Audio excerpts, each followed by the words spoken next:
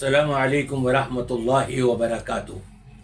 الحمدللہ والصلاة والسلام علی رسول اللہ وبعد۔ سامعین کرام، آپ سوچ تو رہے ہوں گے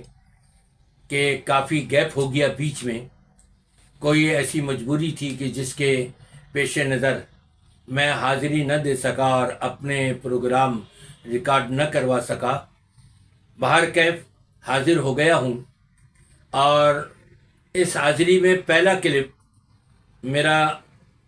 مولانا مفتی طارق مسعود صاحب کی ذات سے متعلق ہے۔ اس میں شک نہیں کہ مفتی طارق مسعود صاحب سے غلطی پر غلطیاں ہوئی ہیں، اور وہ بھی کوئی معمولی سے نہیں بلکہ بہت بڑی غلطی ہوئی ہے کہ جس میں انہوں نے قرآن پاک میں یہ کہہ دیا کہ اس کے اندر گرامر کی کتنی غلطیاں ہیں، جبکہ مفتی صاحب کو یہ سوچنا چاہیے تھا کہ قرآن گرامر کے تابع نہیں ہے، آپ کی بنائی ہوئی گرامر جو ہے وہ بنی ہے قرآن پاک کے الفاظوں کو، اس کا اتار چڑھاؤ کو دیکھ کر کے، اور بنانے والے انسان ہیں یہ گرامر۔ اس میں غلطی ہو سکتی ہے گرامر میں، اور یہ قرآن پاک جو اللہ کا کلام ہے اس میں کوئی ذرہ برابر بھی غلطی نہیں ہو سکتی۔ یہ تو قرآن کا چیلنج ہے، ایسا کلام نہ لا سکتے ہو، نہ بنا سکتے ہو، اور نہ اس میں کوئی غلطی نکال سکتے ہو۔ اصل بات کیا ہے، ہمارے مفتی طارق مسعود صاحب چونکہ جیسے ہمارے کئی دیوبندی علماء نے کہا کہ بڑبڑیا ہے، میں تو یہ نہیں کہتا بڑبڑیا، اس میں شک نہیں۔ بڑبڑیا کا مطلب یہ ہے کہ جو منہ میں آیا وہ بات کر جاتے ہیں، اور افخل پفخل اور پتہ نہیں کس کس کو کیا کیا یہ لقب دے جاتے ہیں، جبکہ ایک عالم دین کو، اور جو خاص طور پہ مفتی کہلواتا ہو، اس کو ایسے الفاظ بھی استعمال نہیں کرنے چاہیے۔ یقیناً مفتی صاحب سے یہ غلطی تو ہو گئی، اور یہ غلطی بھی ایسی بڑی تھی کہ نہ صرف قرآن پاک کی گستاخی بلکہ امام کائنات محمد الرسول اللہ صلی اللہ علیہ وسلم جن پر یہ قرآن پاک نازل ہوا ہے ان کی شان میں بھی گستاخی،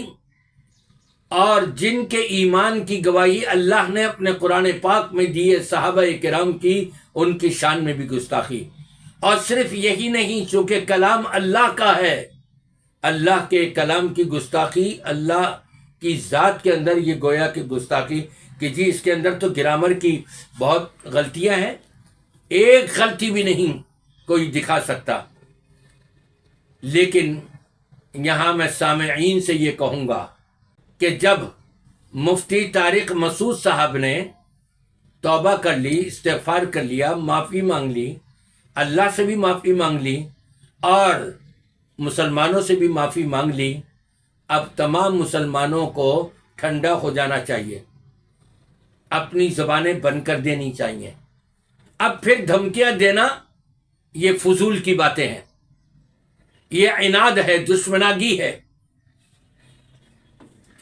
یقیناً ان سے غلطی ہوئی اور انہوں نے اس کا اعتراف کیا، توبہ کری، اللہ سے بھی معافی مانگی، عوام سے بھی معافی مانگی۔ اب اس کے باوجود یہ کہنا نہیں جی توبہ ایسے قبول نہیں ہوتی ہے، ایسے معافی نہیں ہوتی ہے، یہ اللہ کے ہاں کا معاملہ ہے۔ نبی پاک صلی اللہ علیہ وسلم کا فرمان ہے، کل بنی آدم خطاء وخیر الخطائین التوابون، تمام بنی نوع انسان خطا کار ہیں، لیکن ان خطا کاروں میں بہترین وہ ہیں کہ جن سے جب خطا ہو جائے اور ان کے سامنے ان کی خطا کی وضاحت ہو جائے تو وہ معافی مانگ لیں، توبہ کر لیں، استغفار کر لیں۔ تو انہوں نے توبہ کر لی، استغفار کر لیا، اللہ سے معافی مانگ لی، اور نہ صرف اللہ سے، عوام سے بھی معافی مانگ لی۔ اب ان کے خلاف یہ باتیں کرتے رہنا اور ان کے اوپر چھینٹے اچھالتے رہنا یہ زیادتی ہے۔ اس کے بارے میں یقیناً تمام وہ لوگ، چاہے علماء ہوں، چاہے مفتیان ہوں، چاہے عوام ہوں، چاہے پروفیسر ہوں، پڑھے لکھے ہوں یا جاہل ہوں، جو بھی ان باتوں کو اب مزید اچھال رہا ہے، بڑا چڑھا کر کے اچھال رہا ہے، یہاں تک کہ جی ان کی مسجد میں حملہ کر دیا لوگوں نے، جبکہ ایسا غالباً ہوا نہیں ہے۔ اور پھر وہ کسی مسجد کا دکھاتے ہیں، دیکھو جی وہاں یہ مار رہے ہیں، یہ کر رہے ہیں، وہ کر رہے ہیں، اور اسی کے ساتھ ساتھ کہ جی ان کے قتل کے فتوے اگر کسی نے دیے ہیں تو غلط دیے ہیں، وہ معافی مانگ چکے ہیں، تلافی کر چکے ہیں، اب یہ معاملہ ان کا اللہ کے ہاں ہے، ہمیں کوئی حق نہیں پہنچتا کے خلاف فتوے لگائیں، کفر کے فتوے لگائیں، قتل کے فتوے لگائیں اور دھمکیاں دیتے رہیں، یہ سب فضول کی باتیں ہیں، اسلام اس چیز کی اجازت نہیں دیتا۔ اور کتنے لوگ تو یہ مفتی صاحب کو مشورہ دے رہے ہیں کہ جی ابھی پاکستان نہ آئیے گا اور عوام بہت زیادہ بھڑکی ہوئی ہے، ہمیں چاہیے کہ عوام کو سمجھائیں بجھائیں، ان کو کہیں کہ یہ غلط طریقہ ہے، اور وہ لوگ بھی جو علماء ہو کر کے اپنے آپ کو مفتی کہلا کر کے، چاہے وہ کسی بھی مسلک کے سے تعلق رکھتے ہوں، لیکن ان کو بھی ہمیں یہی کہنا ہے کہ آپ عوام کو سمجھائیں اور بجھائیں، ان کو ٹھنڈا کرنے کی کوشش کریں، نہ کہ مزید اور اس کے اندر چنگاریاں لگائیں اور آگ بھڑکائیں۔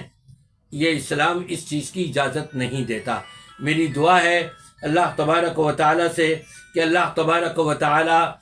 مفتی طارق مسعود صاحب نے جس طرح سے اپنی اس غلطی کا تلافی کرتے ہوئے اللہ سے بھی معافی مانگی اور عوام سے بھی معافی مانگی، وہاں اگر یہ ایسا بھی کر لیں کہ انہوں نے حدیث پاک کی گستاخی کری تھی رمضان میں، یہ کہہ کر کہ حدیث میں ایک دو روایتیں ایسی آتی ہیں کہ نماز تراویح میں کوئی قرآن دیکھ کر پڑھنا چاہے اور وہ حافظ نہ ہو تو وہ ایک دو صحیح روایتیں آتی ہیں، پڑھ سکتا ہے، لیکن مفتی صاحب نے یہ کہہ کر کے اس کو ٹال دیا کہ ہمارا تعلق فقہ حنفیہ سے ہے، فقہ حنفی کے اندر یہ منسوخ ہے، گویا کہ حدیث رسول کی اور صحابہ کرام کے عمل کی انہوں نے بڑی گستاخی کری ہے۔ یہ صحابہ نے نبی سے سیکھا اور اس پر عمل کیا کہ اگر حافظ نہیں ہے قرآن کا تو تراویح میں وہ قرآن دیکھ کر کے پڑھ سکتا ہے، اور انہوں نے کہہ دیا وہ منسوخ ہے فقہ حنفیہ کے نزدیک۔ یہ بھی حدیث کی گستاخی ہے، دین اسلام کی گستاخی ہے، اور صحابہ کرام کے شان میں گستاخی ہے، نبی کریم سے انہوں نے جو سیکھا ہے وہ نبی کریم صلی اللہ علیہ وسلم کی گستاخی ہے۔ اس چیز پر بھی مفتی طارق مسعود صاحب کو معافی مانگ لینا چاہیے، بہت ہی اچھا ہوگا۔ والسلام علیکم ورحمۃ اللہ وبرکاتہ۔